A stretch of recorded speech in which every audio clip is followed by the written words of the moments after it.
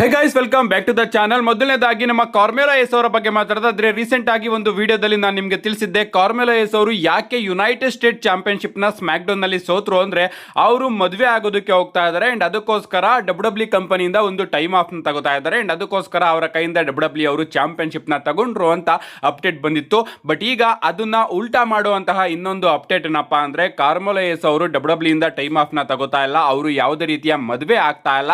But ಆದ್ರೂ ಕೂಡ W ಅವರು ಕಾರ್ಮೆಲೋ ಎಸ್ ಅವರ ಕೈಯಿಂದ ಚಾಂಪಿಯನ್ಶಿಪ್ ನ ತಗೊಂಡಿದೆ. ಸೊ ಆದಷ್ಟು ಬೇಗ ಕಾರ್ಮೆಲೋ ಎಸ್ ಅವರಿಗೋಸ್ಕರ ಡಬ್ಲ್ಯೂ ಅವರು ಹೊಸ ಪ್ಲಾನ್ ನ ರೆಡಿ ಮಾಡ್ತಾರೆ. ಬಟ್ ಆ ಪ್ಲಾನ್ ಯಾವುದು ಅನ್ನೋದು ಇನ್ನೂ ಕೂಡ ಗೊತ್ತಿಲ್ಲ ಅಂತ ಬಾಡಿ ಸ್ಲಾಮ್ ಅವರ ಕಡೆಯಿಂದ ಅಪ್ಡೇಟ್ ಗಳು ಬರ್ತಾ ಇದೆ. ಸೊ ಏನ್ ಅಪ್ಡೇಟ್ ಬಂದಿತ್ತು, ಕಾರ್ಮೆಲೋ ಎಸ್ ಅವರು ಮದುವೆ ಆಗ್ತಾ ಇದಾರೆ ಅಂಡ್ ಅದಕ್ಕೋಸ್ಕರ ಅವರು ಚಾಂಪಿಯನ್ಶಿಪ್ ನ ಸೋತಿದ್ದು ಅಂತ. ಅಂಡ್ ಈಗ ಆ ಅಪ್ಡೇಟ್ ಫಾಲ್ಸ್ ಅಂತೆ. ನೋಡೋಣ ಗೈಸ್, ಡಬ್ಲ್ಯೂ ಅವರು ಟ್ರಿಕ್ ವಿಲಿಯಂ ಹಾಗೆ ಸ್ಯಾಮಿ ಝೈನ್ ಅವರ ಮ್ಯಾಚ್ ಅಲ್ಲಿ ಕಾರ್ಮೆಲೋ ಎಸ್ ಅವ್ರನ್ನ ಇನ್ವಾಲ್ವ್ ಮಾಡಿದ್ರೆ ನಿಜವಾಗ್ಲೂ ಚೆನ್ನಾಗಿರುತ್ತೆ. ನೋಡೋಣ ಡಬ್ಲ್ಯೂ ಅವರು ಯಾವ ರೀತಿ ಪ್ಲಾನ್ ನ ಮಾಡ್ತಾರೆ. ಅಂಡ್ ನಾನ್ ಕೇಳ್ಕೊಳ್ಳೋದು, ಈ ಒಂದು ಟೈಮ್ ಅಲ್ಲಿ ಕಾರ್ಮೆಲೋ ಎಸ್ ಅವರ ಕೈಯಿಂದ ಚಾಂಪಿಯನ್ಶಿಪ್ ನ ಯಾಕೆ ತಗೊಂಡ್ರಿ ಗುರು, ನನಗಂತೂ ಅರ್ಥ ಆಗ್ತಾ ಇಲ್ಲ. ಇನ್ನು ಸ್ಯಾಮಿ ಝೈನ್ ವಿಚಾರಕ್ಕೆ ಬರೋದಾದ್ರೆ, ವರ್ಷ ಪೂರ್ತಿ ಆ ವ್ಯಕ್ತಿ ಅಂಡರ್ ಡಾಗೇ ಆಗಿರ್ತಾನೆ. ರೆಸಲ್ ಮೇನಿಯಾ ಬರ್ತಿದ್ದಂಗೆ full high class level extraordinary unbeaten ಆಗ್ಬಿಟ್ಬಿಡ್ತಾರೆ. ನನಗಂತೂ ಇದು ಅರ್ಥನೇ ಆಗ್ತಾ ಇಲ್ಲ. ಇನ್ನ ಅರ್ಥ ಆಗ್ದಲೇ ಇರ್ತಕ್ಕಂತಹ ಡಬ್ಲ್ಯೂ ಕಂಪನಿಯ ಅನ್ಸಾಲ್ವ್ಡ್ ಮಿಸ್ಟ್ರೀಸ್ ಗಳ ಬಗ್ಗೆ ಮಾತಾಡೋದಾದ್ರೆ, ನೀವು ಇಲ್ಲಿ ನೋಡ್ತಾ ಇರಬಹುದು, ಬ್ಯಾಡ್ ಬ್ಲಡ್ ಅಲ್ಲಿ ನಮ್ಮ ರಾಕ್ ಅವರು ಬಂದು 1 2 ಫಿನಿಶ್ ಅಂತ ಹೇಳಿದ್ರಲ್ಲ, ಅದ್ರ ಅರ್ಥ ಏನು ಇನ್ನೂ ಕೂಡ ಗೊತ್ತಿಲ್ಲ. ಜೇಕಬ್ ಫಾಟ್ ಅವರ ಮೇಲೆ ಯಾರು ಅಟ್ಯಾಕ್ ಮಾಡಿದ್ರು ಇನ್ನೂ ಕೂಡ ಗೊತ್ತಿಲ್ಲ. ನಮ್ಮ ಆಡಮ್ ಪಿಯರ್ಸ್ ಅವರು ಫೋನ್ ಅಲ್ಲಿ ಮಾತಾಡಿ ಯಾರ ಕೈಯಿಂದನೋ ಆರ್ಡರ್ಸ್ ಗಳನ್ನ ತಗೋತಾ ಇದ್ರಲ್ಲ, ಅದೇ ಪಾಲಿಮಿನ್ ಅವರು ಫೋನ್ ಅಲ್ಲಿ ಮಾತಾಡಿ ಆಡಮ್ ಪಿಯರ್ಸ್ ಅವರಿಗೆ ಎದುರಿಸ್ತಾ ಇದ್ರಲ್ಲ, ಅದೇನು ಅಂತ ಗೊತ್ತಿಲ್ಲ. ಯಾರು ಜೇವೂಸ್ ಅವರ ಮೇಲೆ ಅಟ್ಯಾಕ್ ಮಾಡಿದ್ದು ಅದು ಕೂಡ ಗೊತ್ತಿಲ್ಲ. ರ್ಯಾಂಡಿ ಆರ್ಟನ್ ಅವರು ಯಾರ ಜೊತೆ ಮಾತಾಡ್ತಾ ಇದ್ದಾರೆ ಇದು ಕೂಡ ಗೊತ್ತಿಲ್ಲ. ಸದ್ಯಕ್ಕೆ ಇಷ್ಟು ಅನ್ಸಾಲ್ವ್ಡ್ ಮಿಸ್ಟ್ರೀಸ್ ಗಳು ನಮಗೆ ಡಬ್ಲ್ಯೂ ಅಲ್ಲಿ ನೋಡೋದಕ್ಕೆ ಸಿಗ್ತಾ ಇದೆ. ಅಂಡ್ ಇನ್ನ ಐ ಥಿಂಕ್ ಇದರಲ್ಲಿ ನಮ್ಮ ರ್ಯಾಂಡಿ ಆರ್ಟನ್ ಅವರು ಫೋನ್ ಅಲ್ಲಿ ಯಾರ ಜೊತೆ ಮಾತಾಡ್ತಾ ಇದ್ದಾರೆ ಅದಕ್ಕೆ ಡಬ್ಲ್ಯೂ ಅವರು ಆನ್ಸರ್ ನ ಕೊಡಬಹುದು. ಇನ್ನ ನಮ್ಮ ಜೇಕಬ್ ಫಾಟ್ ಅವರ ಮೇಲೆ ಯಾರು ಅಟ್ಯಾಕ್ ಮಾಡಿದ್ರು ಅದಕ್ಕೂ ಕೂಡ ಆನ್ಸರ್ ಸಿಗುತ್ತೆ ಅಂತ ಅನ್ಕೋತೀನಿ. ಯಾಕಂದ್ರೆ ನಮ್ಮ ಡ್ರೂ ಮ್ಯಾಕೆಂಟೈರ್ ಅವರು ಇನ್ನೂ ಕೂಡ ವಾದ ಮಾಡ್ಕೊಂಡು ಬರ್ತಾನೆ ಇದ್ದಾರೆ, ನಾನು ನಿಜವಾಗ್ಲೂ ಕೂಡ ಜೇಕಬ್ ಫಾಟ್ ಅವರ ಮೇಲೆ ಅಟ್ಯಾಕ್ ಮಾಡಿಲ್ಲ ಅಂತ. ಇನ್ನ ಜೇವೂಸ್ ಅವರ ಮೇಲೆ ಯಾಕೆ ಅಟ್ಯಾಕ್ ಮಾಡಿದ್ರು, ಯಾರು ಅಟ್ಯಾಕ್ ಮಾಡಿದ್ರು, ಅದು ಆಂಗಲ್ ನ ಡಬ್ಲ್ಯೂ ಅವರು ಪ್ರಾಬಬ್ಲಿ ಎಲಿಮಿನೇಷನ್ ಚೇಂಬರ್ ಅಲ್ಲಿ ಲೋಗನ್ ಪಾಲ್ ಅವ್ರನ್ನ ಇನ್ವಾಲ್ವ್ ಮಾಡೋದಕ್ಕೆ ಮಾತ್ರ ತಗೊಂಡ್ ಬರ್ತು ಅಂತ ಅನ್ಕೋತೀನಿ. ಏನೇ ಆಗ್ಲಿ, ನಮ್ಮ ಜೇಕಬ್ ಫಾಟ್ ಅವರ ಮೇಲೆ ಯಾರು ಅಟ್ಯಾಕ್ ಮಾಡಿದ್ದು, ನಮ್ಮ ರ್ಯಾಂಡಿ ಆರ್ಟನ್ ಅವರು ಫೋನ್ ನಲ್ಲಿ ಯಾರ ಜೊತೆ ಮಾತಾಡ್ತಾ ಇದ್ದಾರೆ, ಎರಡು ಕ್ವಶನ್ಸ್ ಗಳಿಗೆ ಆನ್ಸರ್ ಸಿಗುತ್ತೆ. ಇನ್ನು ಉಳಿದಿದ್ದು ನಿಜವಾಗ್ಲೂ ಕೂಡ ಮಿಸ್ಟ್ರಿ ಆಗಿ ಉಳ್ಕೊಳ್ಳುತ್ತೆ.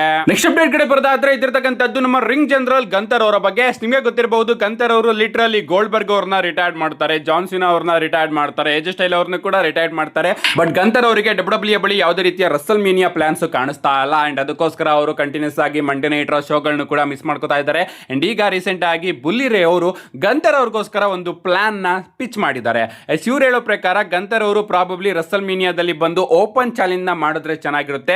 ಅಂಡ್ ಓಪನ್ ಚಾಲೆಂಜ್ ಕೂಡ ಯಾವ ರೀತಿ ಮಾಡಬೇಕು ಅಂದ್ರೆ, ಯಾರು ಬೇಕಾದ್ರೂ ಬಂದು ನನ್ನ ಮೇಲೆ ಮ್ಯಾಚ್ ಆಡಬಹುದು ರಸಲ್ ಮೇನಿಯಾದಲ್ಲಿ. ಅಂಡ್ ನೀವೇನಾದ್ರೂ ಸೋತ್ರೆ ನೀವು ಕಂಪನಿಯಿಂದ ರಿಟೈರ್ಡ್ ಆಗಬೇಕು ಅಂತ ಗಂತರ್ ಅವರು ಆ ಒಂದು ಮ್ಯಾಚ್ ಅಲ್ಲಿ ಸ್ಟಿಪ್ಯುಲೇಷನ್ ಕೂಡ ಇಡ್ತಾರಂತೆ. ನಿಜವಾಗ್ಲೂ ಒಂದ್ ರೀತಿ ಬುಲ್ಶಿಟ್ ಅಂತಾನೆ ಅನಿಸ್ತು. ಯಾಕಂದ್ರೆ ಓಪನ್ ಚಾಲೆಂಜ್ ನಮ್ಮ ಗಂತರ್ ಅವರು ಮಾಡಿ, ಯಾರಾದ್ರೂ ನನ್ನ ವಿರುದ್ಧ ಸೋತ್ರೆ ನೀವು ಕಂಪನಿಯಿಂದ ರಿಟೈರ್ಡ್ ಆಗಬೇಕು ಅಂದ್ರೆ ಸೋಲೋದಕ್ಕೆ ಯಾರು ಗುರು ಬರ್ತಾರೆ, ನನಗಂತೂ ಅರ್ಥ ಆಗ್ತಾ ಇಲ್ಲ. ಬುಲ್ಲಿ ರೇ ಅವರು ಈ ರೀತಿ ಪಿಚ್ ಮಾಡಿದ್ದಾರೆ. ಐ ಥಿಂಕ್ ರೇ ಮಿಸ್ಟೀರಿಯೋ ಅವರು ಬಂದ್ರೆ ಅದು ಅರ್ಥ ಆಗುತ್ತೆ. ಬಟ್ ಸಡನ್ ಆಗಿ ಡಬ್ಲ್ಯೂ ಅವರು ಏನ್ ಮಾಡ್ತಾರೋ ಗೊತ್ತಿಲ್ಲ. ಇನ್ನು ಕೆಲವೊಂದಷ್ಟು ಜನ ಹೇಳ್ತಿರೋ ಪ್ರಕಾರ ಗಂತರ್ ಹಾಗೆ ಇಲ್ಜಾ ಡ್ರ್ಯಾಗನೋವ್ ಅವರ ನಡುವೆ ರಸಲ್ ಮೇನಿಯಾದಲ್ಲಿ ಒಂದು ಮ್ಯಾಚ್ ನ ಮಾಡಿ ಅಂತಾನೂ ಕೂಡ ಸಜೆಷನ್ ನ ಕೊಡ್ತಾ ಇದ್ದಾರೆ. ಇಲ್ಜಾ ಡ್ರ್ಯಾಗನೋವ್ ಹಾಗೆ ಗಂತರ್ ಅವರು ಯಾವ ರೀತಿ ಅದ್ಭುತವಾದ ರೆಸ್ಲಿಂಗ್ ಮ್ಯಾಚ್ ನ ಡೆಲಿವರ್ ಮಾಡಿದ್ದಾರೆ ನಿಮ್ಮೆಲ್ಲರಿಗೂ ಕೂಡ ಗೊತ್ತು. NXT UK ಮ್ಯಾಚಸ್ ಗಳನ್ನ ಹೋಗಿ ಚೆಕ್ ಮಾಡಿ, ಗೊತ್ತಿಲ್ಲ ಅಂದ್ರೆ ಅಷ್ಟು ಅದ್ಭುತವಾದ 5 ಸ್ಟಾರ್ ಕ್ಲಾಸಿಕ್ ಮ್ಯಾಚ್ ನ ಇವರಿಬ್ರು ಕೂಡ ಸೇರ್ಕೊಂಡು ಡೆಲಿವರ್ ಮಾಡಿದ್ದಾರೆ. ನಮ್ಮ ಇಲ್ಜಾ ಡ್ರ್ಯಾಗನೋವ್ ಹಾಗೆ ಗಂತರ್ ಅವರ ಮ್ಯಾಚ್ ನ ರ್ಯಾಂಡಮ್ ಆಗಿ ಡಬ್ಲ್ಯೂ ಅವರು ಬುಕ್ ಮಾಡಿದ್ರು ಕೂಡ ಓಕೆ, ಮ್ಯಾಚ್ ಮಾತ್ರ ಅಲ್ಟಿಮೇಟ್ ಆಗಿರುತ್ತೆ, ಬಟ್ ಸ್ಟೋರಿ ಏನು ಕೂಡ ಇರೋದಿಲ್ಲ. ಸೊ ಗಂತರ್ ಅವರಿಗೆ ಯಾವುದೇ ಆಪ್ಷನ್ ಇಲ್ಲ ಅಂದ್ರೆ ಡ್ರ್ಯಾಗನೋವ್ ಹಾಗೆ ಗಂತರ್ ಅವರ ಮ್ಯಾಚ್ ನ ರ್ಯಾಂಡಮ್ ಆಗಿ ಬುಕ್ ಮಾಡಿ ಅಂತಾನೂ ಕೂಡ ಸ್ವಲ್ಪ ಜನ ಕೇಳ್ಕೊತಾ ಇದ್ದಾರೆ.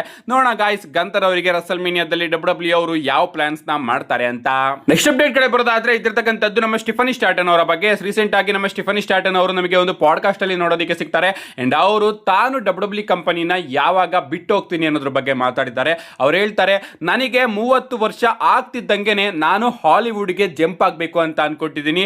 ನನ್ನ ಕರಿಯರ್ನ ನಾನು ಹಾಲಿವುಡ್ ಅಲ್ಲಿ ಬಿಲ್ಡ್ ಮಾಡಬೇಕು, ಆಕ್ಟಿಂಗ್ ಅಲ್ಲಿ ಬಿಲ್ಡ್ ಮಾಡಬೇಕು, ರೆಡ್ ಕಾರ್ಪೆಟ್ ಮೇಲೆ ನಾನು ನನ್ನ ಕರಿಯರ್ನ ಬಿಲ್ಡ್ ಮಾಡಬೇಕು. ಅದಕ್ಕೋಸ್ಕರ ನನಗೆ ಹಾಲಿವುಡ್ಗೆ ಹೋಗೋದಕ್ಕೆ ತುಂಬಾ ಇಷ್ಟ ಇದೆ. ನನಗೆ 30 ವರ್ಷ ಆದ ಕೂಡಲೇ ನಾನು ನಿಧಾನಕ್ಕೆ ಹಾಲಿವುಡ್ಗೆ ಕಂಪ್ಲೀಟ್ ಆಗಿ ಜಂಪ್ ಆಗ್ತೀನಿ ಅಂತ ನಮ್ಮ ಸ್ಟಿಫನಿ ಸ್ಟಾರ್ಟನ್ ಅವರು ಸ್ಟೇಟ್ಮೆಂಟ್ ನ ಕೊಟ್ಟಿದ್ದಾರೆ.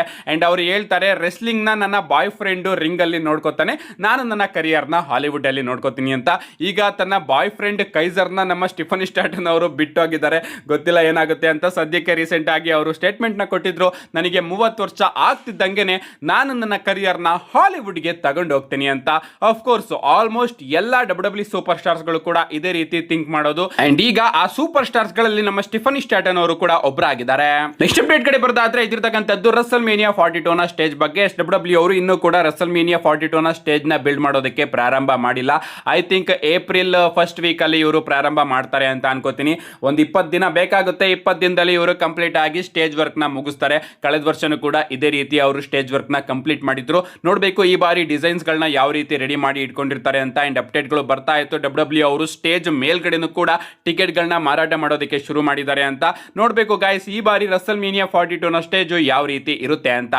ನೆಕ್ಸ್ಟ್ ಫೈನಲ್ ಅಪ್ಡೇಟ್ ಕಡೆ ಬರೋದಾದ್ರೆ ಇದಿರ್ತಕ್ಕಂಥದ್ದು LNSL ಮ್ಯಾಚ್ ಬಗ್ಗೆ. ರೀಸೆಂಟ್ ಆಗಿ ಒಂದು ಅಪ್ಡೇಟ್ ಬಂದಿತ್ತು, ನಾನು ಕೂಡ ವಿಡಿಯೋ ಮಾಡಿ ತಿಳಿಸಿದ್ದೆ.